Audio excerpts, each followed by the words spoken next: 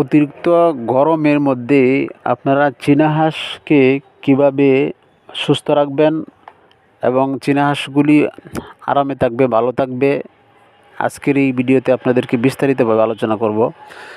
প্রিয় খামারি ভাই বোনেরা, আমার এই জায়গায় দেখতে পাচ্ছেন যে নেট দিয়ে, জাল দিয়ে, মশারি দিয়ে আবদ্ধ করা এরকম একটি আবদ্ধ জায়গায়, ঠান্ডা জায়গায়, যেখানে গাছের ছায়া রয়েছে, ঠান্ডা জায়গা রয়েছে, সেই এরকম একটি জায়গার মধ্যে নেট দিয়ে অথবা মশারি দিয়ে ঘেরাও দিবেন। দিয়ে ভিতরে একটি সারি, আমরা গ্রামের ভাষায় সারি বলি, গরুকে যে খাদ্য দেওয়ার যে পাত্রটা, এরকম একটা পাত্র সিমেন্ট দিয়ে বানিয়ে হাঁসকে যদি আপনারা এরকমভাবে পানি দিয়ে দেন, এরকমভাবে সুন্দরভাবে পানি দিয়ে দেন, তাহলে এই পানির মধ্যে এরা কী করবে, অতিরিক্ত গরম ওদের শরীরে লাগবে, তখন ওই জায়গায় যখন এরা গোসল করবে, এই গোসল করার কারণে এরা আপনার সুস্থ থাকবে।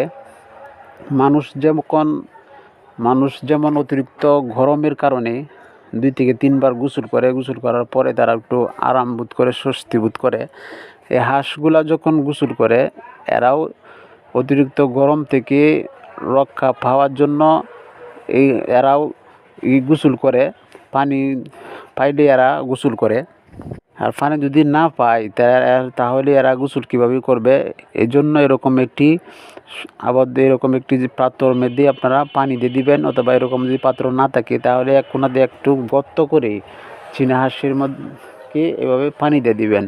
যারা বলেন যে চীনা হাঁস পালন করতে পানির প্রয়োজন পড়ে না, পানিবিহীন চীনা হাঁস পালন, তারা এই কথাটা ভুল বলেন আমার যুক্তিতে। কারণ হচ্ছে আমি এগুলিকে পালন করতেছি, যে দেখতেছি এরা পানি ছাড়া চলতে পারে কিনা, চলাফেরা পানি ছাড়া থাকতে পারে কিনা।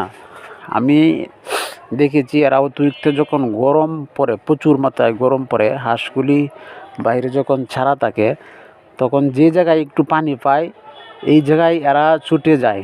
এই জায়গায় যত দূরে একটু জায়গায় পানি পাবে সেই জায়গায় এরা গিয়ে গোসল করে। আমি এই জিনিসটা বাইরে যখন হাঁসগুলি ছাড়া ছিল, এই জিনিসটা আমি লক্ষ্য করেছি।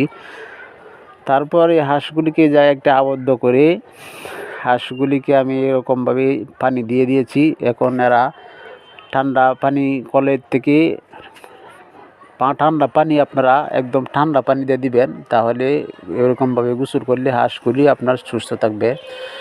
আজকের ভিডিওটি এই পর্যন্তই।